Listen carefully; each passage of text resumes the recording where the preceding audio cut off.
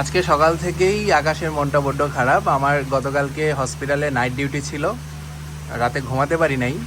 তো সকালে আসার পর থেকেই দেখি যে মানে বৃষ্টি হবে হবে এবং ফাইনালি ঝুম বৃষ্টি।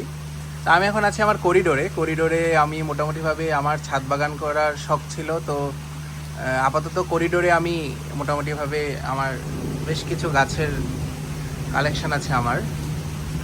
তো এরকম একটা সুন্দর মুহূর্ত আপনাদের সাথে শেয়ার করছি এবং আপনাদেরকে একটা গান উপহার দিচ্ছি, সেটা হলো স্রোতস্বিনী।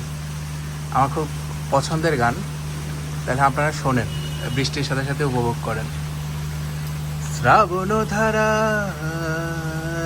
এত চেনা কি খুঁজে পাও, যা আমার মাঝে নেই এক বিন্দু পরিমাণ আমার, সরল রেখার চিন্তাধারায় আড়াআড়ি করে দাগ কাটো কেন নাকি কাঁদিয়ে আমাকে সেই চোখের জলে ভেজো তৃষ্ণার তো হৃদয়ে শুধুই আমি মরিচিকার মতো।